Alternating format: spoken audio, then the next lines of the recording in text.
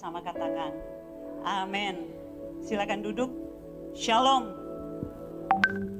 Tuhan baik bagi kita semua. Banyak ya di jam 6 sore. Kalau jam 6 pagi, banyakkan orang-orang setengah baya, jadi nggak begitu banyak.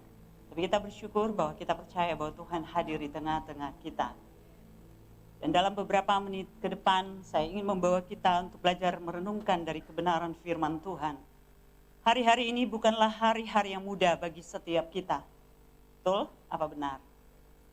Bukan hanya kita yang mengalami pergumulan, tetapi setiap orang, setiap umat manusia, bahkan bangsa-bangsa, bahkan negara-negara yang maju sekalipun.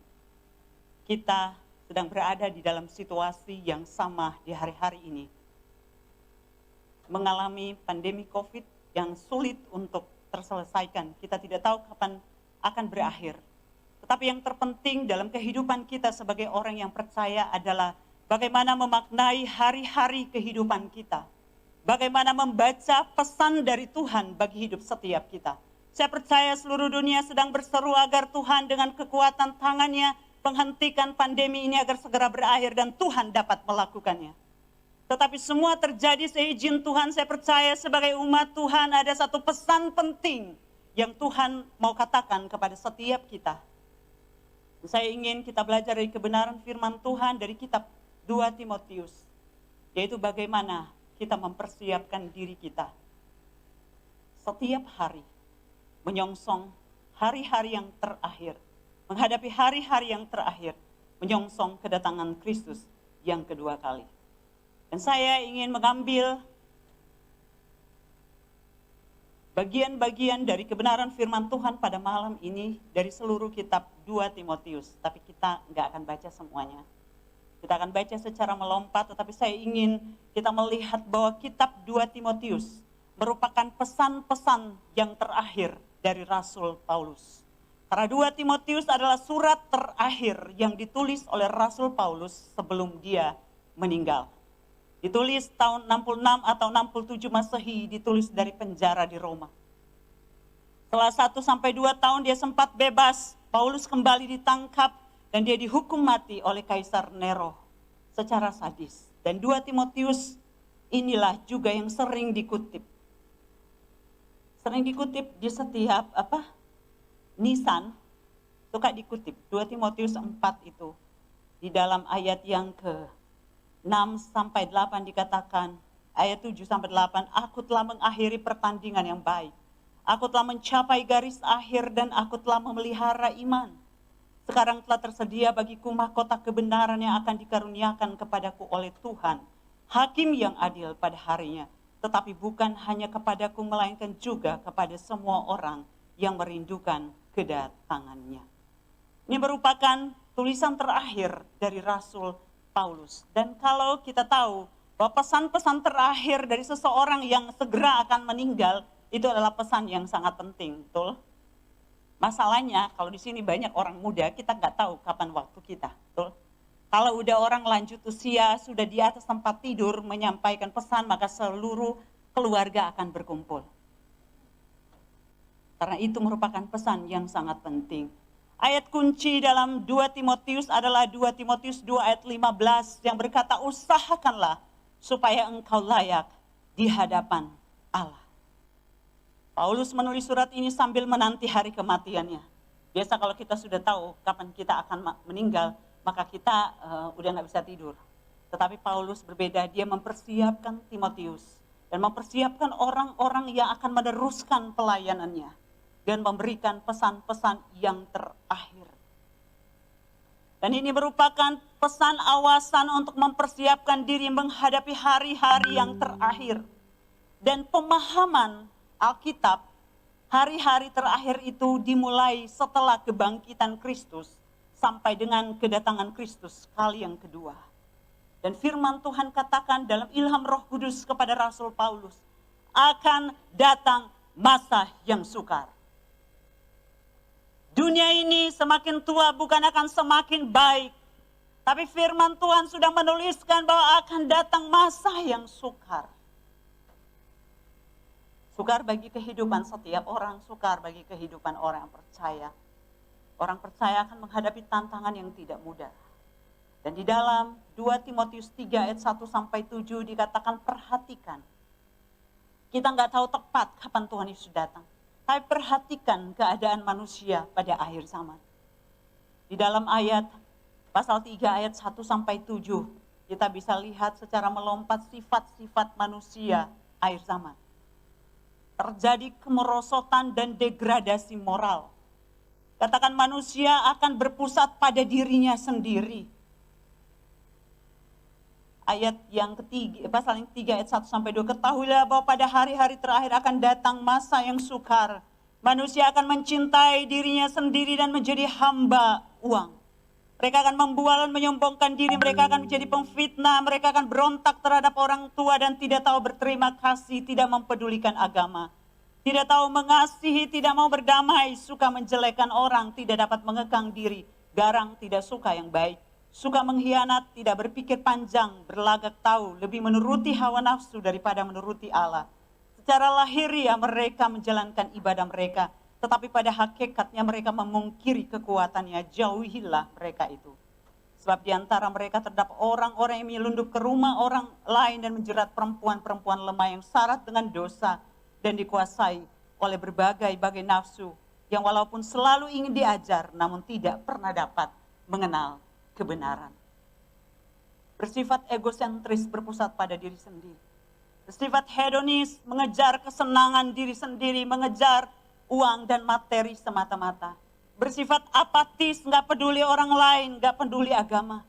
Tetapi di sisi lain ada juga orang-orang yang mengeksploitasi agama di dalam ayat 5. Agama dijadikan alat untuk menyamarkan kebejatan hidup mereka. Dan itu sedang terjadi di depan kita. Terjadi kriminalitas dan manipulasi, ayat 13. Bahkan di dalam pasal 4 ayat 3 sampai 4 dikatakan di situ, firman Tuhan katakan, karena akan datang waktunya orang tidak dapat lagi menerima ajaran sehat, tetapi mereka akan mengumpulkan guru-guru menurut kehendaknya untuk memuaskan keinginan telinganya. Mereka akan memalingkan telinganya dari kebenaran dan membukanya bagi dongeng. Dan itu sedang terjadi, bukan hanya di luar sana, tetapi di antara orang-orang percaya. Tidak ada di sini ya, tapi di mana-mana. Bahkan pelayanan, khotbah-khotbah, segala bentuk hal yang ditampilkan lebih bersifat entertainment daripada pengajaran firman Tuhan. Dan itu sudah dituliskan oleh firman Tuhan. Dan kerap kali kita lebih suka mendengar apa yang memuaskan telinga kita. Dan firman Tuhan katakan itu akan terjadi. Dan ada banyak pandangan orang tentang akhir zaman. Berbeda-beda. Tapi yang terpenting adalah saya dan saudara di hari-hari ini, mari kita mempersiapkan diri kita sebaik mungkin. Amin. Saya masih muda, masih panjang, kita nggak tahu kehidupan dunia ini. Apa yang sedang terjadi hari-hari ini menarik perhatian setiap orang yang mau sadar untuk melihat bahwa inilah waktunya Tuhan sedang melawat kehidupan kita, mengingatkan kita untuk kita harus persiapkan diri kita. Apa yang harus kita lakukan untuk mempersiapkan diri kita di hari-hari ini? Hari-hari yang terakhir di masa-masa yang sukar. Ini pesan terakhir yang sangat penting dari Rasul Paulus dalam ilham Roh Kudus. Ada 3 hal yang penting saya ingin sampaikan dengan cepat. Yang pertama, di dalam pasal 2 ayat yang pertama dari kitab 2 Timotius. Firman Tuhan katakan, sebab itu hai anakku, jadilah kuat oleh kasih karunia dalam Kristus Yesus. Be strong. Jadilah kuat. Jadilah kuat di dalam Tuhan. Hari-hari ini satu hal yang kita tahu bagaimana kita dapat terhindar dari penularan pandemi COVID ini adalah dengan membangun imun tubuh, betul?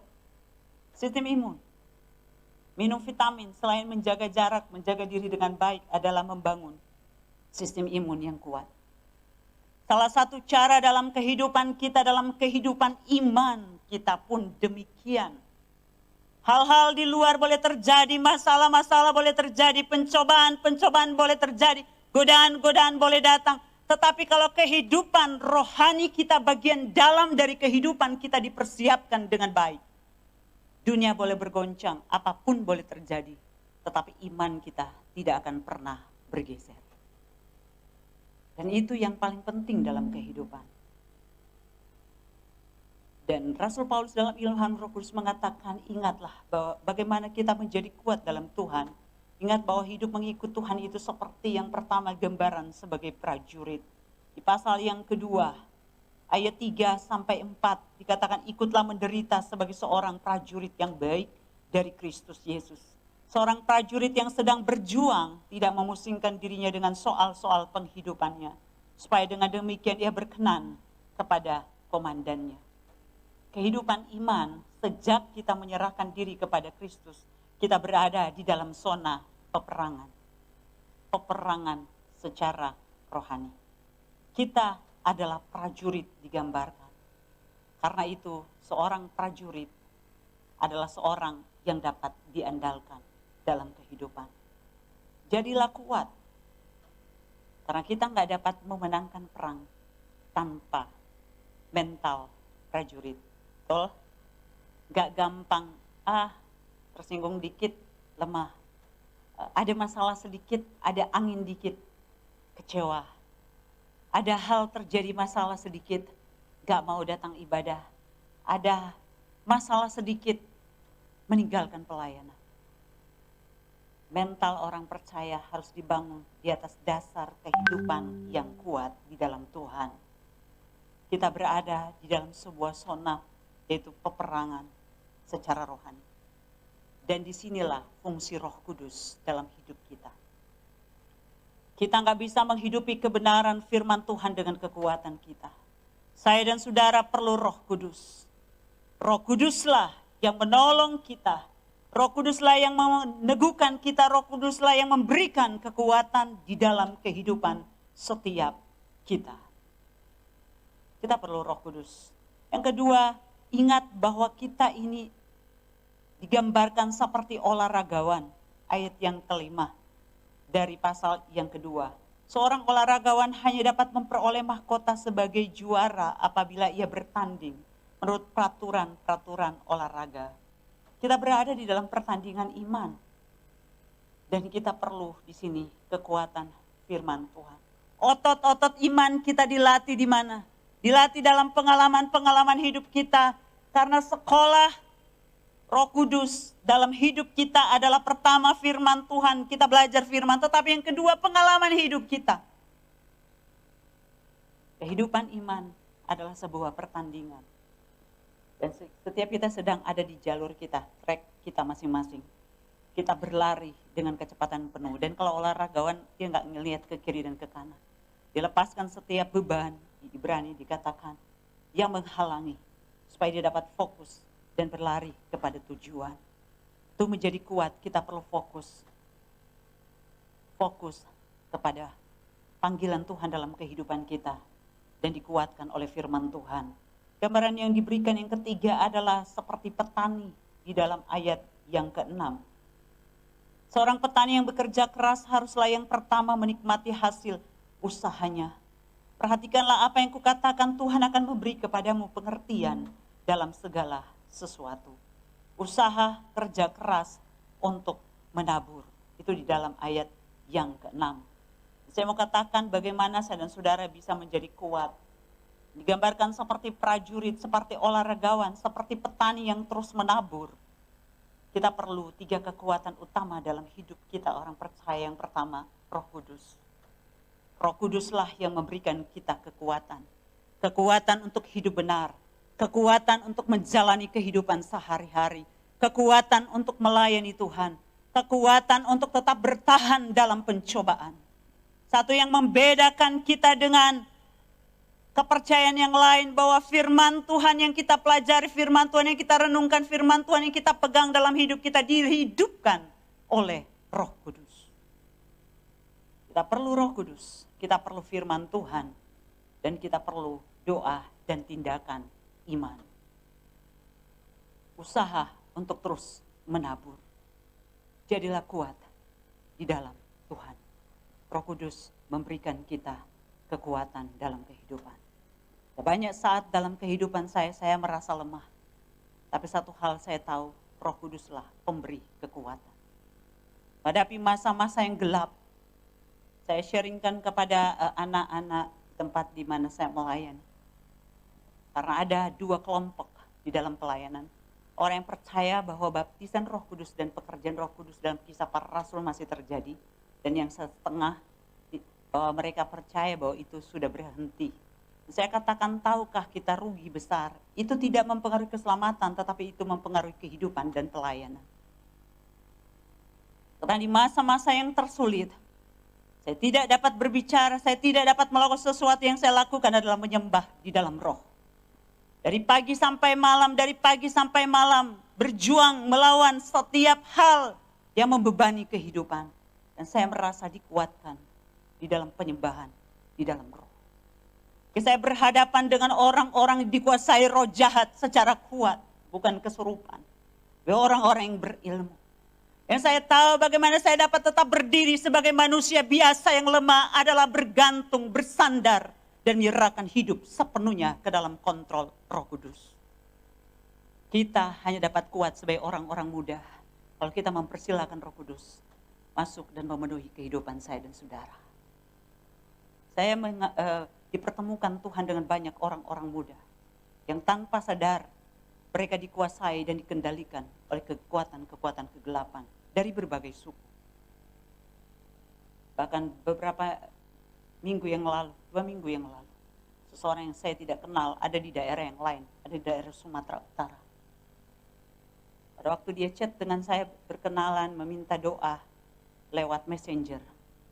Dan dia bermanifestasi. Dia meminta saya untuk menghentikan percakapan. Karena dia sudah tidak tahan, merasa dikelilingi oleh api. Dia bilang, Ibu tolong hentikan, saya sudah tertengkurap ini. Sakit ketika berbicara. Saya katakan kalau gitu saya telepon, gak usah, kalau Ibu chat aja. Saya merasa terbakar, bagaimana kalau Ibu berbicara. Saya katakan bukan saya, tapi kamu tahu, karena itu baca firman yang saya tulis, dia takut. Saya mau katakan firman Tuhan berkuasa dihidupkan oleh Roh Kudus. Orang-orang muda di hari-hari ini bangkit, hidup berjalan bersama Roh Kudus. Dan minta supaya Roh Kudus memenuhi kehidupan saya dan saudara. Roh Kuduslah sumber kekuatan dalam kehidupan. Jadilah kuat dalam Tuhan. Roh Kudus memenuhi kita kalau kita punya firman dalam hidup kita. Pedang roh, yaitu firman. Dan perisai, itu iman. Dan itu semua bersumber dari firman, itu dihidupkan oleh Roh Kudus. Hal yang kedua dengan cepat, yang pertama, be strong, jadilah kuat. Kuat di dalam Tuhan. Yang kedua, be courage, berani. Jadilah berani. Berani dalam hal apa? Berani untuk hidup benar. 2 Timotius 1 ayat 7 ayat 13 sampai 14 berbicara kepada kita beberapa hal. Firman Tuhan katakan di dalam ayat yang ke-7 dari pasal 1. Sebab Allah memberikan kepada kita bukan roh ketakutan. Melainkan roh yang membangkitkan kekuatan, kasih, dan ketertiban. Tuhan memberikan kita roh keberanian. Di dalam ayat 7 dan 8. Ayat 8. Jadi janganlah malu bersaksi tentang Tuhan kita. Dan janganlah malu karena aku seorang hukuman karena dia. Melainkan ikutlah menderita bagi Injilnya oleh kekuatan Allah. Ayat yang ke-13, firman Tuhan katakan, peganglah segala sesuatu yang telah engkau dengar daripadaku. Sebagai contoh ajaran yang sehat dan lakukanlah itu dalam iman dan kasih dalam Kristus Yesus. Ayat 14, peliharalah harta yang indah yang telah dipercayakannya kepada kita oleh Roh Kudus yang diam di dalam kita. 3 hal. Firman Tuhan katakan oleh ilham Roh Kudus kepada Paulus, jangan malu dan jangan takut. Berani menghadapi tantangan dan jangan malu hidup menjadi saksi Kristus. Saya ketemu dengan orang muda yang berkata dia melayani di gereja, tapi dia katakan, kalau di tempat kerja kenapa ya Bu? Saya jadi malu, saya sendiri yang percaya Kristus. Dan kalau saya berdoa, saya nggak enak sama mereka. Saya katakan seperti ini, sekarang ini dunia terbalik. Kerap kali orang yang benar malu dan menjadi takut. Sementara orang yang berbuat ketidakbenaran tidak merasa malu. Dan inilah yang sedang terjadi. Dan sebagai orang percaya, Tuhan tempatkan saya dan saudara dimanapun kita berada. Seharusnya kita hidup sebagai orang benar dan kita tidak boleh merasa malu. Hidup sebagai orang yang berintegritas. Hidup sebagai seorang yang menjadi saksi Tuhan. Bukannya kita yang harus malu. Tapi orang yang gak benar yang harusnya malu. Tetapi kerap kali terbalik. Kita yang merasa terintimidasi. Firman Tuhan katakan, persiapkan diri kita di hari-hari yang terakhir ini. Selain yang pertama menjadi kuat di dalam Tuhan. Yang kedua, kalau kita kuat di dalam Tuhan, kita akan memiliki keberanian untuk hidup dalam kebenaran. Pegang kebenaran di dalam ayat 13. Dan di dalam ayat 14, pelihara harta dari Tuhan melalui Roh Kudus dalam kita. Kita masih hidup di dunia, tetapi kita tidak boleh hidup secara duniawi. Kita masih hidup dalam tradisi-tradisi kita, tetapi kita tidak boleh sinkritisme, mencampur adukan kehidupan iman Kristen dengan adat istiadat yang bertentangan dengan firman. Itu sebagai orang percaya, kalau kita ada di dalam Kristus, kita harus perhatikan itu. Saya menjumpai dalam beberapa pengalaman pribadi di dalam pelayanan. Sudah Kristen, rata-rata Kristen kok.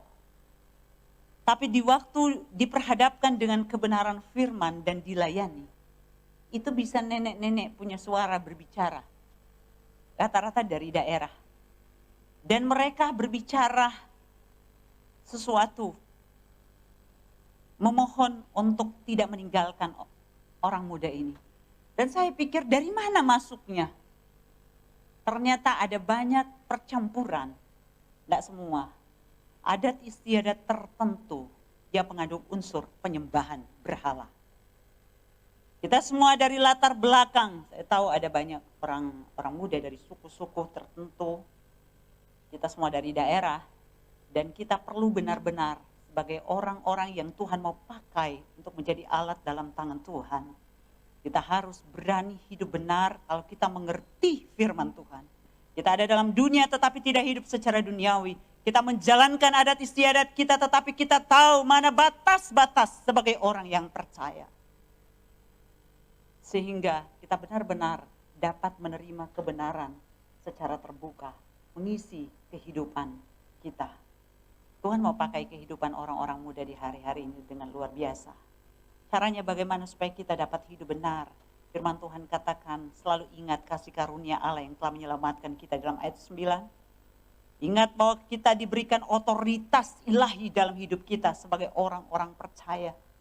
Ingat bahwa Allah yang kita sembah adalah Allah yang memproteksi kehidupan kita secara luar biasa di dalam ayat yang ke-12. Nanti pulang di rumah kita baca seluruh kitab 2 Timotius, masih muda-muda ini.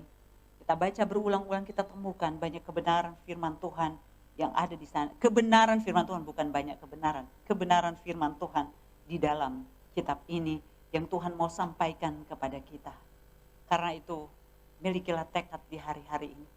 Apapun yang kita alami, tantangan seberat apapun yang kita alami, berdirilah di atas kebenaran. Jadilah orang-orang muda yang dipakai Tuhan untuk mengubah generasi kita. Lingkungan di mana kita berada, di pendidikan, di profesi kita, di dalam dunia kerja, di keluarga kita. Dari mana kita berasal. Tuhan mau pakai hidup saya dan saudara menjadi alat yang luar biasa dalam tangan Tuhan. Tapi kita harus jadi manusia rohani yang kuat. Dan kita harus berani hidup benar. Itu pilihan.